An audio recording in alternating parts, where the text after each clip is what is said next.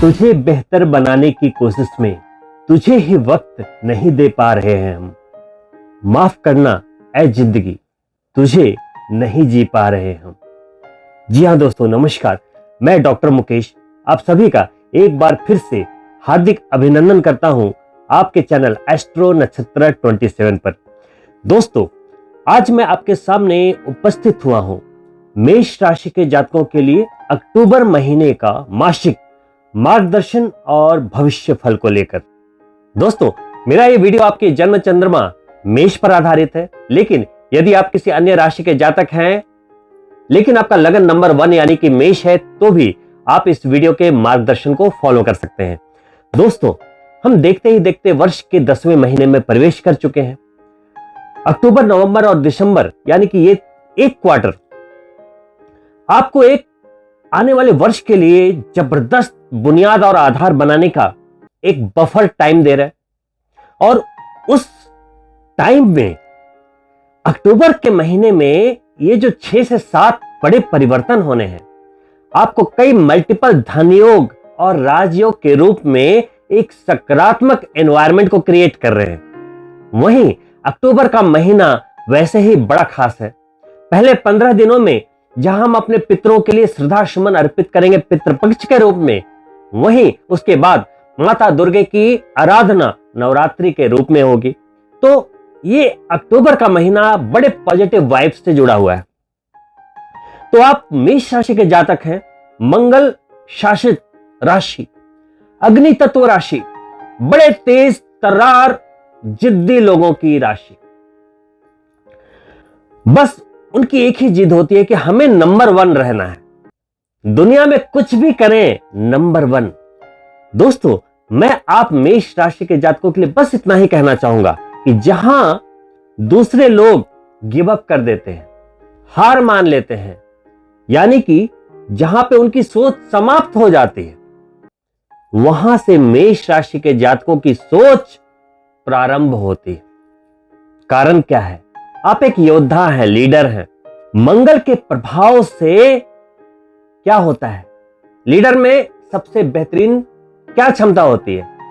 निर्णय लेने की, और वो मंगल आपको देता है।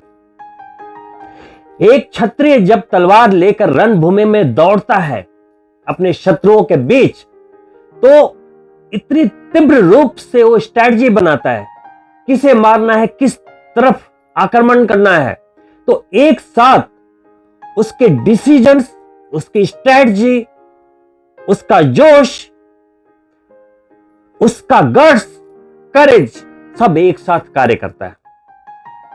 वही आप मेष राशि के जातक हैं। तो आपको रणभूमि में तलवार लेकर तो नहीं उतरना, लेकिन अपने परिवार को एक बेहतरीन जिंदगी देने के लिए अगर हम इस दुनिया को अगर रन मान लें तो ये कम बात नहीं है। आज के डेट में इस बढ़ती महंगाई में और हमारे जो बड़े सपने हैं उसके बीच सामंजस्य बनाना भी किसी रण क्षेत्र से कम काम नहीं। कहते हैं ना, ख्वाहिशों का काफिला भी बड़ा अजीब है, गुजरता वहीं से है जहां रास्ते नहीं होते।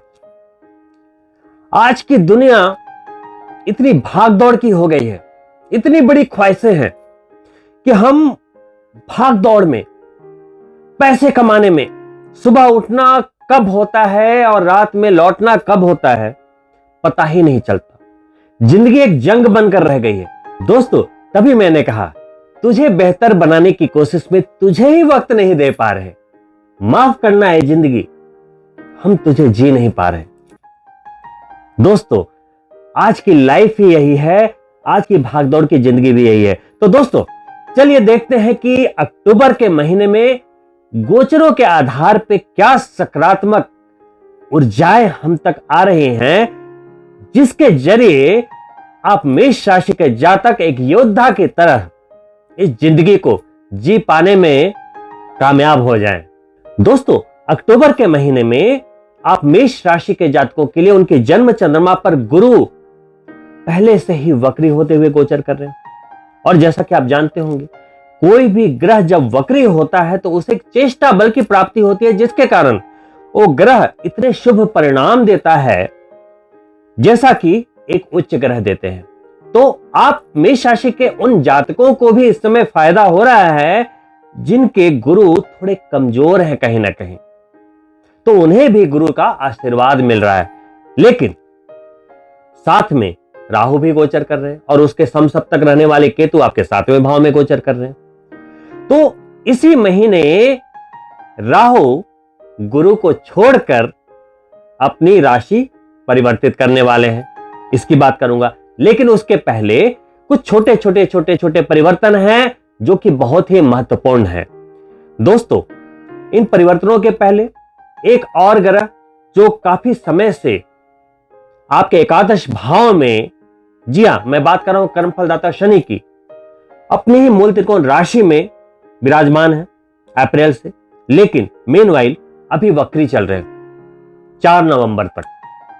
उसके बाद वो डायरेक्ट मोशन में आ जाएंगे, मार्गी गति में आ जाएंगे, बेहतरीन रिजल्ट देने लगेंगे और उनकी दृष्टि भी आपके लगन भाव पर आ रही है। लाभेश आपको दृष्टि दे रहे हैं, आपके कर्मेश आपको दृष्टि दे रहे हैं। तो दोस्तों, अभी आपको यह समझना होगा कि शनिदेव जो कि आपकी कुंडली के एक की प्लैनेट हैं, वक्री होते हुए गुरु को दृष्टि दे रहे हैं जो कि खुद वक्री हैं, राहु को दृष्टि दे रहे हैं जो खुद वक्री होता है। यानी कि आप मेष राशि के जातक एक प्रचंड ऊर्जा में हैं। दोस्तों, अक्टूबर का पहला गोचर आपके तृतीयेश और षष्ठेश होते हुए बुध का होगा, जो कि अभी पंचम भाव में सिंह राशि में गोचर कर रहे हैं, सूर्यदेव की राशि में। वो वहां से पहले ही अक्टूबर को छठे भाव में गोचर करेंगे, 19 दिन वहीं रहेंगे और 19 अक्टूबर को पुनः छठे भाव से निकलते हुए आपके 7वें भाव में तुला राशि में गोचर करेंगे। दूसरा परिवर्तन बहुत ही ज्यादा महत्वपूर्ण है जिसके बारे में मैं पहले भी चर्चा कर चुका हूं, जो कि आपके मल्टीपल धन योगों को बनाने वाला है। जी हां, समय आ गया है। शुक्रदेव जो आपके चतुर्थ भाव में अभी गोचर कर रहे हैं, आपके धनेश होते हैं। धनेश का मतलब आपके धन कुबेर, सेकंड हाउस के स्वामी और आपके 7वें भाव के स्वामी। 7वां भाव क्या है? आपका स्पाउस, बिजनेस, डिजायर। तो दोनों के स्वामी होते हुए जो धन योग बनता है, ध्यान दीजिएगा, जो धन योग बनता है वो दूसरे भाव के स्वामी के कारण और 11वें भाव के स्वामी के कारण। तो दूसरे भाव के स्वामी होते हुए, धनेश होते हुए, आपके कुबेर होते हुए पंचम भाव में गोचर करेंगे 2 अक्टूबर को। गोचर करते के साथ ही कई मल्टीपल धनयोग अचानक से क्रिएट हो जाएंगे। सबसे पहला धनयोग, चूंकि दूसरे भाव के स्वामी है, पंचम में गए तो 2 + 5 पहला धनयोग क्रिएट हो गया। और जब पंचम भाव में शुक्रदेव आए, अभी मैं रिजल्ट की बात कर रहा हूं, पहले कॉम्बिनेशन समझ लीजिए। जब पंचम भाव में शुक्रदेव आएंगे तो उनकी 7वीं दृष्टि सीधे शनिदेव पर जाएंगी, 11वें भाव पे जाएंगी। तो 5 + 11 और दूसरे भाव के स्वामी तो 2 + 11 का संबंध हो गया। और बात यहीं समाप्त नहीं होती, उसके अगले ही दिन, है ना, 3 अक्टूबर को ही मंगल देव जो आपके छठे भाव में चल रहे थे, देखिए मंगल का गोचर मैं पहले भी बता चुका हूं कि छठे भाव में बहुत ही बेहतरीन होता है। सूर्य का गोचर छठे भाव में बहुत ही बेहतरीन होता है, जहां पर अभी वो गोचर कर रहे हैं। कई एस्ट्रोलॉजरों को मैं बोलते हुए सुनता हूं कि छठा भाव खराब होता है, छठा भाव खराब होता है। अरे भाई साहब, छठा भाव त्रिक भाव है, लेकिन वहां सूर्य का गोचर 3, 6, 11 में सर्वश्रेष्ठ माना गया है शास्त्रों के अनुसार। मंगल का गोचर छठे भाव में सर्वश्रेष्ठ माना गया है। तो ऐसे एस्ट्रोलॉजरों के वीडियोज को आप माइंड में जगह ना दें, जो कि ऐसे साउंड करता है जैसे कि उन्हें ए फॉर एप्पल भी नहीं आता। दोस्तों, मैं किसी को पुट डाउन नहीं कर रहा, लेकिन अगर कोई YouTube पर आकर बोलता है कि छठा भाव खराब है, मंगल छठे भाव में गया, उनके रिजल्ट्स अच्छे नहीं होंगे, कोई तो उसे सुन रहा है। और वो सुन के अगर वो अक्टूबर के महीने में बेचारा कुछ करना चाह रहा है और वो रुक गया, तो उसका तो लॉस हुआ। तो कोई भी नेगेटिविटी को जगह ना दें। दोस्तों, वही मंगल 3 अक्टूबर को छठे भाव को छोड़ते हुए सप्तम भाव में प्रवेश करेंगे, जहां लिखा होता है नंबर 7, शुक्रदेव की राशि।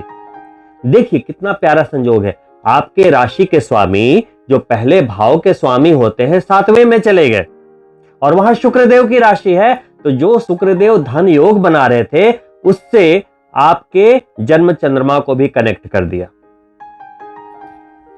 अब मंगल सीधा सीधा आपको दृष्टि दे देंगे, यानी कि मेष राशि को दृष्टि दे देंगे, और जब कोई ग्रह अपनी ही राशि को दृष्टि करता है तो मजबूती आ जाती है।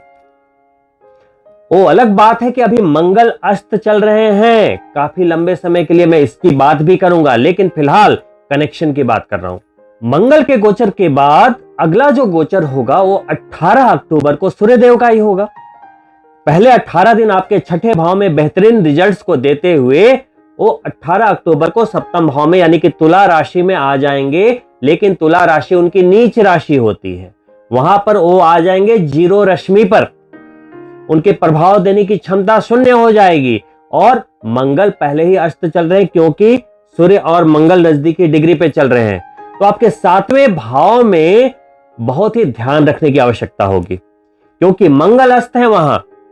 18 अक्टूबर के बाद सूर्यदेव वहां नीच के हैं और अंतिम गोचर महापरिवर्तन बहुप्रतीक्षित गोचर राहु और केतु के रूप में फाइनली राहु गुरु को चांडाल दोष से रिलीज करते हुए गुरु की ही राशि में मीन राशि में चले जाएंगे। और पहले भी बता चुका हूं, उत्तर कालामृत कहता है कि गुरु की राशि में राहु का गोचर बड़ा मजेदार होता है, बहुत ही शुभ परिणाम को देने वाला होता है। दोस्तों सबसे पहले अक्टूबर के महीने में जो पहले दिन मंगल देव आपके छठे भाव में गोचर कर रहे हैं और सूर्य देव वहां पे 18 अक्टूबर तक रहने वाले हैं, तो छठे भाव से कोई भी ग्रह उनकी सीधी 7वीं दृष्टि होती है जो कि विदेश के भाव पर जा रही है, आपके मंगल देव की भी और सूर्य देव की भी। मंगल भले ही 3 अक्टूबर को अगली राशि में प्रवेश करेंगे, लेकिन सूर्य देव वहीं रहेंगे, तो 12वें भाव को एक ऊर्जा की प्राप्ति होती हुई, और 12वें भाव के कारक ग्रह राहु अभी बृहस्पति देव के साथ चल रहे हैं जो आपकी मेष राशि पे गोचर कर रहे हैं। अब इस कनेक्शन के द्वारा देखिए धन योग की प्राप्ति कैसे होगी, यानी कि सबसे पहले मैंने अभी क्या बताया, छठे भाव में गोचर करें। छठा भाव क्या होता है, रोग, शत्रु, ऋण, कोई भी कंपटीशन, प्रतियोगिता। तो देखिए सबसे पहले कोई भी विद्यार्थीगण किसी भी प्रतियोगिता परीक्षा की तैयारी कर रहे थे हायर लेवल की, या किसी भी कोई भी एग्जामिनेशन आप दे रहे हो, उसमें आपकी सफलता के पुण्य योगायोगों को बनाता हुआ यह गोचर। वहीं क्योंकि सूर्यदेव जो एडमिनिस्ट्रेशन के कारक छठे भाव में है, तो वहां आपको कई ऐसे मामलों से बाहर निकालते हुए जो कि कहीं ना कहीं गवर्नमेंट के द्वारा कुछ जो रोड़े लग रहे थे, जो अटकलें लग रही थी, जो स्लो मोशन आ रहा था, कहीं बाधा आ रही थी, कुछ काम आपके अटके हुए थे, वहां आपके होने के पूर्ण योग बनेंगे। खासकर विदेशी डॉक्यूमेंटेशन, वीजा, पासपोर्ट से संबंधित कोई काम, या विदेश में आपके वीजा एक्सटेंशन से जुड़ा हुआ कोई काम, या विदेश में रहने वालों के लिए पूर्ण रूप से सूर्य का समर्थन मिलता हुआ, एडमिनिस्ट्रेशन का समर्थन मिलता हुआ, विवादों से, शत्रुओं से, कर्जे से बाहर आने की स्थिति को बनाता हुआ। अब जैसे ही मंगल सप्तम भाव में जाएंगे, तो सप्तम भाव क्या है, आपकी भूख का होता है, डिजायर का होता है, आपके पत्नी और पति का होता है, बिजनेस का होता है। तो बिजनेस का सीधा संबंध आपसे जोड़ते हुए आपके राशि के स्वामी और आपके धनेश ने आकर बना दिया मल्टीपल धन योग। अब शुक्र बोल रहे हैं आपको पैसा मिलेगा, कैसे मिलेगा? देखिए आप मेष राशि के जातक हैं, आप कुछ भी कर सकते हैं, और लेकिन अगर आप मेष राशि के जातक हैं तो कोई बंदा सिर्फ एक ही कार्य तो नहीं कर रहा होगा। तो देखिए कौन कौन से ग्रह आपके लिए ज्यादा सपोर्ट करते हुए किस प्रोफेशन को। सबसे पहले तो देखिए सबसे पहले मंगल आपके 7वें भाव में गए। मंगल यानी कि क्या, medical profession, surgeon, medical equipments का काम, सेना, पुलिस, आर्मी, बड़े जो प्रशासनिक पदाधिकारी हैं उनके लिए, राजनेता, ऐसे लीडर जो कि पावर में हैं, सभी पावरफुल व्यक्तियों के लिए राजनेताओं के लिए ये एक बहुत ही महत्वपूर्ण समय, एक बड़े धन योग का संकेत। वहीं बृहस्पति आपके जन्म चंद्रमा पर वक्री है। बृहस्पति एडुकेशन का कारक है, शिक्षा का कारक है। जो लोग काउंसलिंग करते हैं, अपनी वाणी से कमाते हैं। राहु भी है, मीडिया का कारक, बहुत अच्छे शुभ संकेत देता हुआ। वो अपने अंतिम डिग्री पे है, तो राहु बृहस्पति को बहुत ज्यादा अभी डिस्टर्ब नहीं कर पा रहा। तो एक तरीके से जो गोचर 30 को होने वाला है, उसके इफेक्ट 1.25 महीने पहले से होने शुरू हो जाते हैं। तो आप ये मानकर चल सकते हैं कि अब गुरु करीब करीब राहु से स्वतंत्र ही है। भरपूर विदेश योग को बनाता हुआ विदेश यात्राएं आप कर सकते हैं। विदेश आना जाना हो सकता है किसी कार्य से। विदेश मूव करने के लिए कोई सोच रहे हैं, आप जा सकते हैं। कोई विद्यार्थीगण उच्च शिक्षा के लिए विदेश जाना चाहते हैं, जा सकते हैं। एक मजबूत स्थिति को निर्मित करता हुआ और धन लाभ के साथ, ऐसा नहीं, धन लाभ के साथ। वहीं मंगल के द्वारा कुछ और भी ऐसे प्रोफेशन है जो संचालित हैं। जैसे मंगल क्या अग्नि तत्व है, तो रेस्टोरेंट्स बिजनेस, अगर आप कोई रेस्टोरेंट चेन चलाते हैं, रेस्टोरेंट्स बिजनेस में, उसके लिए भी बहुत अच्छा टाइम। रियल एस्टेट्स, अगर कोई आर्म्स का बिजनेस करता है, आर्म्स हथियार है ना, उनके लिए भी बढ़िया समय। तो कुछ ऐसी चीजों को दिखाता हुआ मंगल का 7वें भाव का गोचर, और 7वां भाव बिजनेस का है। तो जो लोग बिजनेसमैन हैं, उनका सीधा संबंध आपसे बनाता हुआ, और मंगल की 8वीं दृष्टि भी होती है, 4थी दृष्टि भी होती है। तो मंगल जब 7वें भाव में जाएंगे तो 4थी दृष्टि आपके 10म भाव यानी करियर वाले भाव पर जाएगी, और 8वीं दृष्टि आपके धन भाव पर चली जाएगी। तो मंगल अगर बैठ गया बिजनेस के भाव में, करियर को दृष्टि, आजीविका को दृष्टि दे रहा है, और आपके धन को दृष्टि दे रहा है, और आपके धनेश पहले से मल्टीपल धन योग बना रहे। तो बिजनेस में एक बड़ा लाभ दिखाता हुआ यह गोचर, सभी का कॉम्बिनेशन बना हुआ है। शनिदेव तो खुद ही लाभ के भाव में, लाभेश खुद वक्री होकर बैठे हुए हैं, और कर्मेश। अब शुक्र क्या कह रहा है? शुक्र परफेक्शन का कारक है। जो लोग आर्किटेक्ट हैं, इंटीरियर करते हैं, फैशन डिजाइनर हैं, ब्यूटी से जुड़े हैं, कॉस्मेटिक्स बिजनेस से जुड़े हैं, लग्जरी ब्रांड से जुड़े हुए हैं, चकाचौंध से जुड़े हुए हैं, कलाकारिता से जुड़े हुए हैं, एक्टिंग से जुड़े हुए हैं, आर्ट से जुड़े हुए हैं, सेलिब्रिटीज हैं, उनके लिए भी शुक्र बेहतरीन सपोर्ट करता हुआ। जेम्स एंड ज्वेलरी का काम करते हैं, काफी जबरदस्त सपोर्ट करता हुआ। तो शुक्र भी जबरदस्त सपोर्ट देता हुआ आपके कई प्रोफेशंस को। वहीं बृहस्पति तो खुद ही मैन्युफैक्चरिंग के कारक है, और अगर शुक्र धन योग बना रहा है, तो अगर आप किसी ऐसी चीज की मैन्युफैक्चरिंग करते हैं, मान लो शुक्र से जुड़ा हुआ है, जैसे मैंने क्या बोला, ब्यूटी, परफ्यूम, कुछ भी, अगर ऐसी चीजें जो आम आदमी के लिए नहीं, खास आदमी के लिए, लग्जरी प्रोडक्ट्स। कोई भी प्रोडक्ट्स 2 तरीके की होती है, एक मास पीपल के लिए, एक खास पीपल के लिए।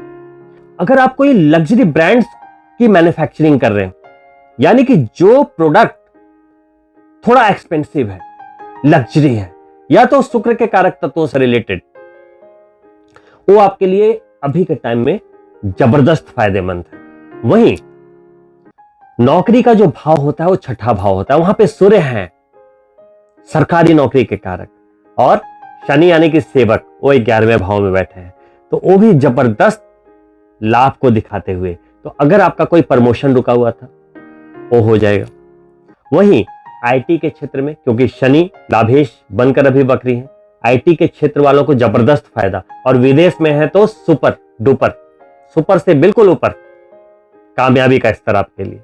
और शनि अगर आप जुडिशियल फील्ड में, न्याय प्रणाली के साथ कहीं ना कहीं जुड़े हुए हैं, आप एडवोकेट हैं, आप जज हैं, या किसी भी वैसी प्रणाली से जुड़े हुए हैं, उनके लिए भी एक बेहतरीन समय।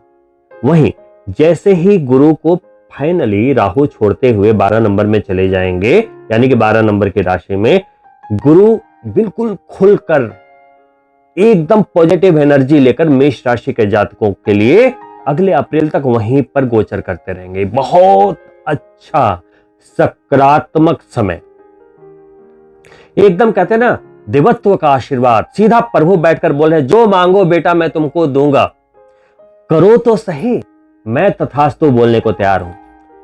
तो आप जब गुरु को देखें ना अप्रैल तक, तो बस ईश्वर से बस मांगते जाइए, करते जाइए, कर्म जरूरी है, वो तथास्तु बोलते जाएंगे।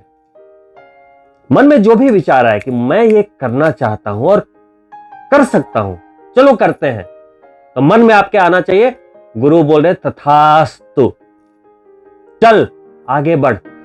और दोस्तों, अंतिम गोचर के रूप में 30 अक्टूबर को राहु आपके जन्म चंद्रमा से निकलता हुआ 2 नंबर में नहीं, उल्टा वक्री चलता है, वो 12 नंबर यानी कि विदेश भाव में 12वें नंबर में व्यय के भाव में गोचर करेगा। राहु क्या है? विदेश का कारक। कहां जा रहा है? विदेश के भाव में, एकदम परफेक्ट प्लेसमेंट। और केतु आपके 7वें भाव को छोड़ देंगे और 6ठे भाव में चले जाएंगे। तो 6ठे भाव में जैसे ही केतु आएंगे, 18 महीने तक रोग शत्रु ऋण आपके पास कहीं नहीं फटकेगा। शत्रु भाग जाएंगे, कर्जे भाग जाएंगे, क्योंकि केतु शम मंगल, मंगल का ही दूसरा रूप है केतु। तो कर्जे भाग जाएंगे, शत्रु भाग जाएंगे। कोई रोग अगर आपको परेशान कर रहा था तो वहां रिकवरी के बड़े चांस बनेंगे, क्योंकि बृहस्पति भी जन्म चंद्रमा पर गोचर कर रहे हैं। राहु और केतु के रिजल्ट्स के बारे में मैं अभी दूसरे वीडियो में बात करूंगा, और उसे आप देखिए, और उसको देखने के बाद अपने वर्क स्ट्रेटजी को उसी के अनुसार बनाते हुए आप आगे बढ़ें।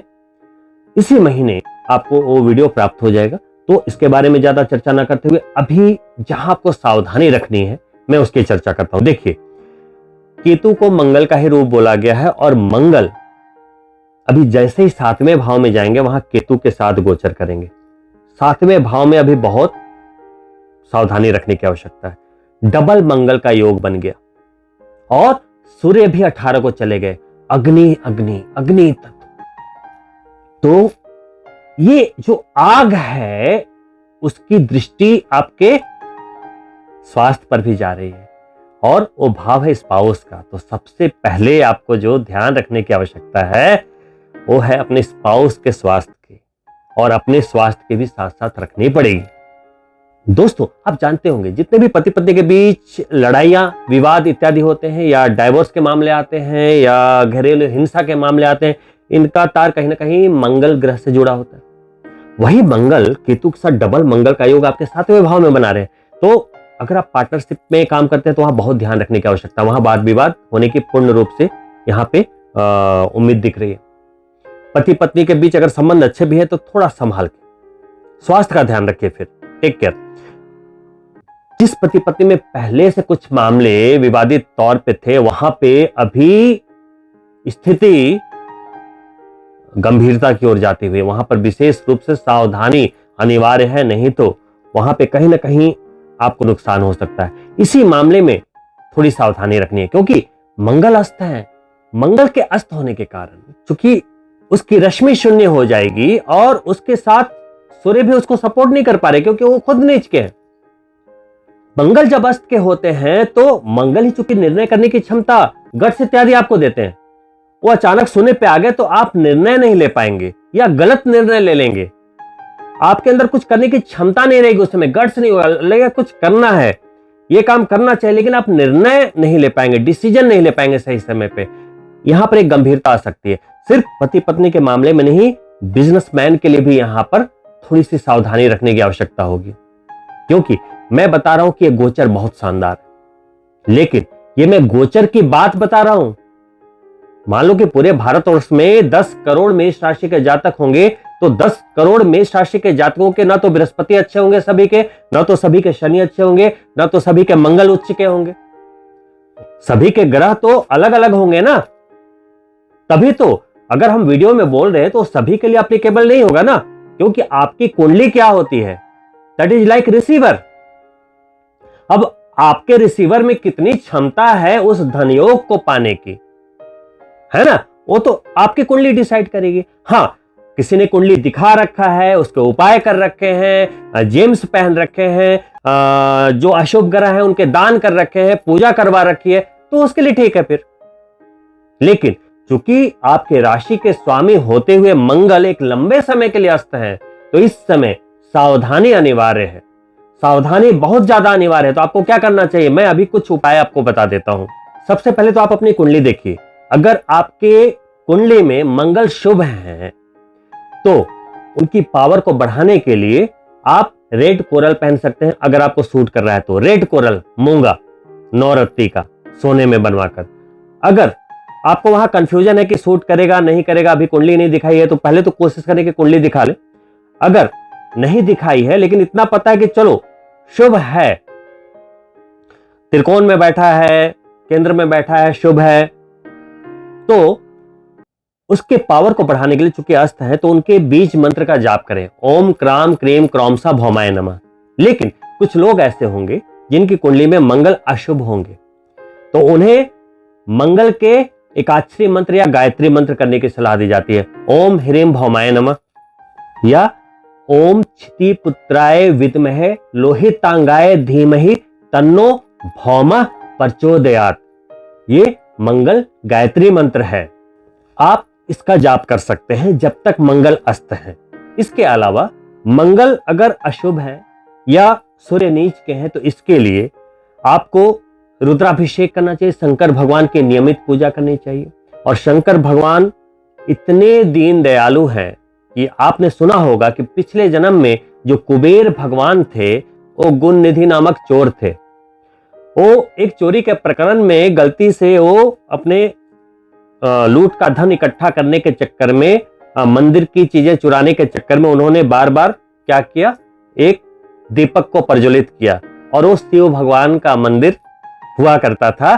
तो शिव भगवान के मंदिर में भले ही वो चोरी के इरादे से गया, लेकिन बार बार वो चोरी के मामले में ही सही, लेकिन वो ज्योत प्रज्वलित करता रहा। तो भगवान शिव इतने भोले भंडारी हैं, इतने दीनदयाल हैं कि उन्हें अगले जन्म में कुबेर बनने का आशीर्वाद दे दिया। दोस्तों, आपको भी भगवान शंकर की पूजा करनी चाहिए। कहीं भी आपको शिवलिंग दिखे, ज्योत जरूर जलाइए।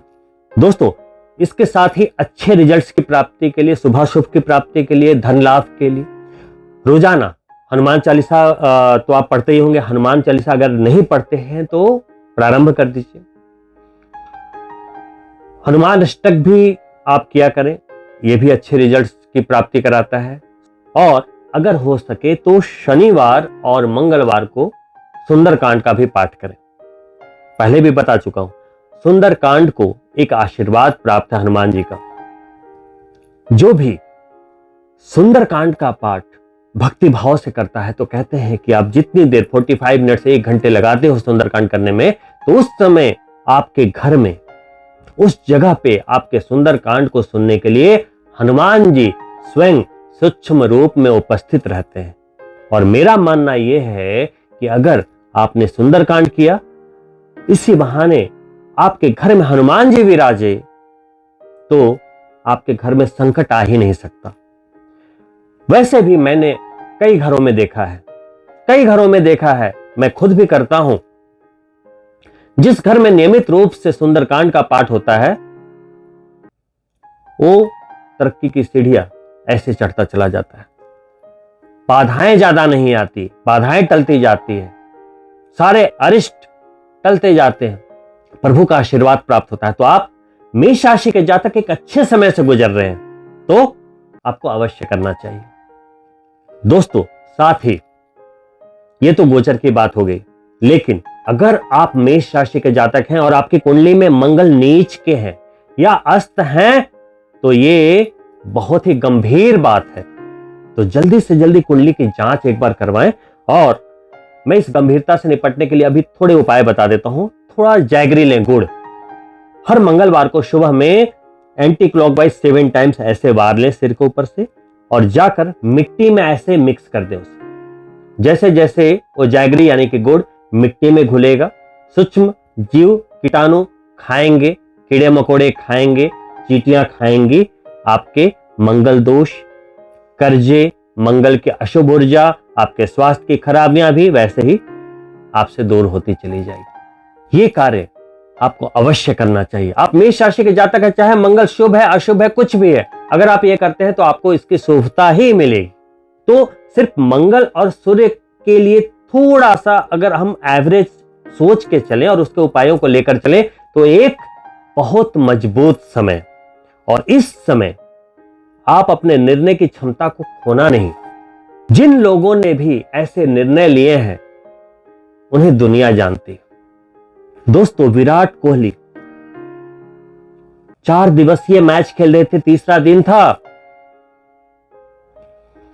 कुछ ऐसी बात हुई, पिताजी को बहुत गहरा सदमा लगा और रात ढलते ढलते ढलते ढलते हॉस्पिटल वगैरह की सारी प्रक्रिया से गुजरते हुए रात के 2 बजे विराट कोहली बोलते हैं उनके सामने उन्होंने अंतिम सांस ली। रात के 2 बजे। अगले दिन मैच है। यहां पर आप होते तो क्या निर्णय लेते? आपकी आंखों के सामने पिताजी जा चुके हैं, क्या निर्णय लेते? लेकिन विराट कोहली निर्णय लेते हैं कि मैं खेलूंगा इंडिया के लिए। उनकी जरूरत थी टीम को, वो जाते हैं, अपना बेस्ट देते हैं, 90 रन बनाते हैं और इंडिया को फॉलो ऑन से बचाते हैं। सभी ने बोला आप थोड़े अपसेट लग रहे थे, जाहिर सी बात है, इतना बड़ा हादसा हुआ है। उन्होंने कहा नहीं, मैं अपसेट इसलिए नहीं कि मेरे पिताजी नहीं रहे, मैं अपसेट इसलिए हूं कि मैं 90 रन पे जो आउट हुआ, एक्चुअली मैं आउट नहीं हुआ था, अंपायर ने गलत डिसीजन लिया, इसलिए मैं अपसेट हूं। सोचिए निर्णय की क्या क्षमता, क्या स्टैटिक माइंड। मैं समझता हूं आप मेष राशि के जातक भी इतने ही जबरदस्त, कठोर, मानसिक, निर्णायक क्षमता वाले व्यक्ति होते हैं। वहीं दूसरे एग्जाम्पल के रूप में सचिन तेंदुलकर को देख लीजिए। पिता की मृत्यु के बाद उन्होंने वर्ल्ड कप भारत को दिया। दोस्तों, ये सिर्फ और सिर्फ निर्णय की ताकत होती है। आप मेष राशि के जातक हैं, जिंदगी में जो भी आपने लक्ष्य लिया है, जो भी सोचा है, सब कुछ पूरा कर सकते हैं। फर्क सिर्फ आ जाता है, कुछ लोग संघर्षों से हार जाते हैं, गिव अप कर देते हैं।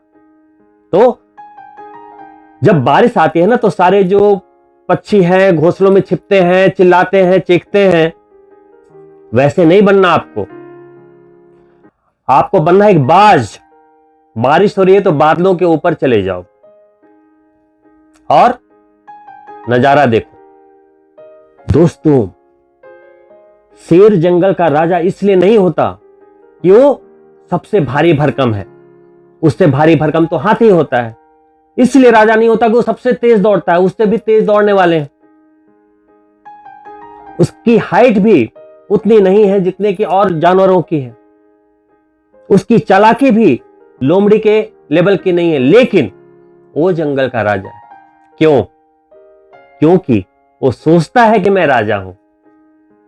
उसकी मेंटालिटी ऐसी होती है कि वो अपना सिंहासन, अपना चेयर, अपनी प्रतिष्ठा पाने के लिए, ढूंढने के लिए इधर उधर नहीं भटकता, लोमड़ी की तरह दिमाग नहीं लगाता, हाथी की तरह अटखेलियां नहीं करता। वो जिस चट्टान पर बैठ जाता है वही उसका सिंहासन बन जाता है। ये होता है एटीट्यूड। तो आप मेष राशि के जातक हैं, बाज की तरह ऊंचाइयों पर उड़िए, संघर्षों से ऊपर, और शेर की तरह डट कर यहां से मजबूत बन जाइए। राजा है तो है, कोई और चालाक हो, कोई तेज दौड़ रहा हो, कोई कुछ कर रहा हो, कोई फर्क नहीं पड़ना चाहिए। एक राजा को खबर मिलती है कि उसके ऊपर आक्रमण होने वाला है, एक बड़ी सेना आ रही है आक्रमण करने के लिए। अब राजा के पास उतनी बड़ी ना तो सेना थी, ना तो तैयारी। अब करे तो क्या करें? 3 दिनों के बाद उनके ऊपर आक्रमण होना था।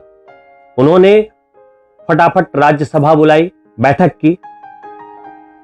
उनका एक मंत्री बड़ा समझदार था, उन्होंने उन्हें राय दी कि वो 3 दिनों के बाद आक्रमण करने वाले हैं, क्यों ना हम आज ही उन पर आक्रमण कर दें। तो राजा ने बोला कि आप पागल हो क्या, हमारे पास तो कुछ है ही नहीं, सैनिक भी कम है, हथियार भी कम है, अभी हमने कुछ सोचा ही नहीं है कैसे क्या करना है। तो बोला यही तो बात है, सामने वाली सेना आ रही है क्योंकि उन्होंने सब कुछ सोचा समझा हुआ है, हम आक्रमण करेंगे ये उसने कभी नहीं सोचा, चलो आक्रमण करते हैं। ये तो हो गई पहली बात। दूसरी बात इन्होंने क्या की, इन्होंने समंदर में जहाज पे सारे सैनिकों को बिठाया, सामने वाले राज्य की तुलना में बहुत ही कम स्ट्रेंथ था। अब इन्होंने क्या किया, जब वो दुश्मन की सीमा में उसी रात प्रवेश करते हैं, सारे सैनिकों के उतर जाने के बाद राजा बोलते हैं कि इस जहाज को जला दो। उन्होंने जहाज को जला दिया, सारे सैनिक आश्चर्यचकित, स्तंभित खड़े, अब क्या होगा। बैक डोर क्लोज, वापस जाने का कोई रास्ता उन्होंने छोड़ा ही नहीं। अब या तो मर जाना है या तो मार के विजय हासिल करनी है। उसी रात जबरदस्त युद्ध का ऐलान होता है। क्योंकि दुश्मन को बिल्कुल भी उम्मीद नहीं थी, अचानक वो घबरा जाते हैं, और चूंकि घबराहट में उनकी निर्णय की क्षमता शून्य हो जाती है, कोई कम्युनिकेशन के लिए उनके पास समय नहीं होता, और देखते ही देखते बाजी पलट जाती है। दोस्तों, यही है आपकी सफलता का राज, यही है आपकी निर्णय की क्षमता अपने लक्ष्य के प्रति। आज का मैसेज यही है दोस्तों। इसी के साथ मैं इन्हीं शुभकामनाओं के साथ आपसे अनुमति चाहूंगा, और आपसे निवेदन है, बड़ी मेहनत करके आपके लिए मैं वीडियो बनाता हूं, तो लाइक अवश्य करें और कमेंट करें, इससे हमें प्रोत्साहन मिलता है और हमें ये पता लगता है कि आपको ये वीडियो कैसा लग रहा है और हमें आपके लिए और क्या करना चाहिए। कुछ मित्रों को शेयर भी करें ताकि वो भी लाभान्वित हो, और यदि आप हमारे चैनल पे पहली बार आए हैं तो सब्सक्राइब करना ना भूलें। बहुत ही जल्द मिलता हूं दूसरी वीडियो में, तब तक के लिए नमस्कार मित्रों।